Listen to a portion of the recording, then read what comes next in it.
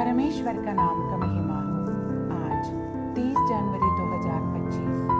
आइए हम मनन करें रोमियो की पत्री 12 अध्याय पहला वाक्य से 21 वाक्य तक। पहला वाक्य में कहते हैं, इसलिए हे भाइयों, मैं तुमसे परमेश्वर की दया स्मरण दिलाकर विनती करता हूँ कि अपने शरीरों को जीवित और पवित्र और परमेश्वर को भावता हुआ बलिदान करके चढ़ाओ।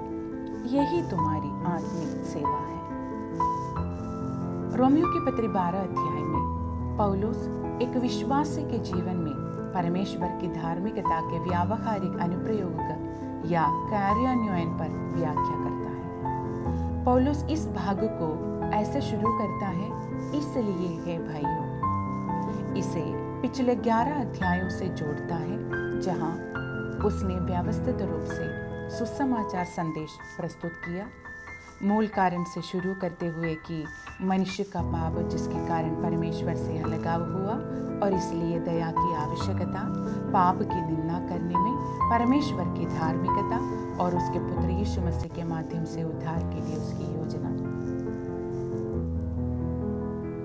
हमने देखा, उन्होंने लिखा है, इसलिए हे भाइयों। ये किसी दायित्व से नहीं बल्कि हमारे प्रति परमेश्वर की दया के लिए कृतज्ञता के हृदय से वह हमसे आग्रह करता है कि हम खुद को एक जीवित और पवित्र बलिदान के रूप में प्रस्तुत करें। पुराने नियम में परमेश्वर ने इस बारे में विशेष निर्देश दिए थे कि इस्राएलियों को किस तरह से जानवर की बलि चढ़ानी चाहिए जो प्रभु को प्रसन्न करने वाले सुगंध हो। पुराने नियम के बलिदान उस सिद्ध बलिदान की पूर्व सूचना थे जो परमेश्वर ने स्वयं पापों की क्षमा के लिए संसार को दिया था।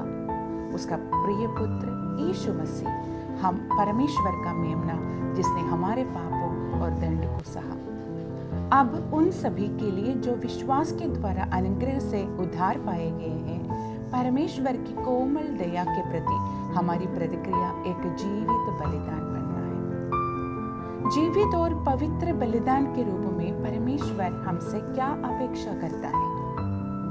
एक स्वेच्छा से बलिदान चढ़ाना। जिस तरह मसीह यीशु ने हमारे लिए सिद्ध बलिदान बनकर पिता की योजना के प्रति स्वेच्छा से समर्पण किया, हमें भी पिता की इच्छा के प्रति स्वेच्छा से समर्पण करने का सचेत निर्णय लेना चाहिए। एक पवित्र बलिदान चढ़ाना। हमारा परमेश्वर पवित्र है और वह अपने लोगों से पवित्र होने की अपेक्षा करता है। पवित्रता के परमेश्वर के मानकों के अनुसार मसीह बिना दाग या दोष के फसह का मेमना मानव जाति के पापों के प्रायश्चित के लिए बलिदान किया जाना चाहिए। इसी तरह हमें पवित्र होने के लिए कहा जाता है। खुद को परमेश्वर की सेवा के लिए समर्पित पवित्र के रूप में प्रस्तुत करना है। एक दैनिक बलिदान चढ़ाना चाहिए। जिस तरह मेमनों की प्रतिदिन बलि दी जाती थी, उसी तरह हमें भी एक बलिदान के रूप में प्रतिदिन प्रतिबद्धता रखनी चाहिए। हमें अपने प्रभु को महिमा देने पर ध्यान केंद्रित करने के लिए प्रतिदिन स्वयं की हर इच्छा को त्यागना चाहिए। एक पूर्ण बलिदान चढ़ाना है। परमेश्वर पिता ने हमारे प्रति अपने प्रेम में अपने इकलौते पुत्र को हमसे दूर नहीं रखा और मसीह ने हमें बचाने से ज्यादा अपने जीवन को मूल्यवान नहीं माना। जब हम अपने प्रभु के प्रेम की महानता को समझेंगे तो हम अपना सब कुछ दे देंगे, अपने सभी अंगों और क्षमताओं को प्रभु को समर्पित कर देंगे, एक पूर्ण व्यापक बलिदान बनने के लिए। 12 अध्याय 2 वाक्य में पौलुस हमें निर्देश देता है कि हम कैसे जीवित और पवित्र बलिदान बन सकते हैं। वह कहता है, इस संसार के सदृश न बनो, परंतु तुम्हारे मन के नए हो जाने से तुम्हारा चाल चलन भी बदलता जाए, जिससे तुम परमेश्वर की भली और भावती और सिद्ध इच्छा अनुभव से मालूम करते रहो। संसार के सदृश होना क्या है?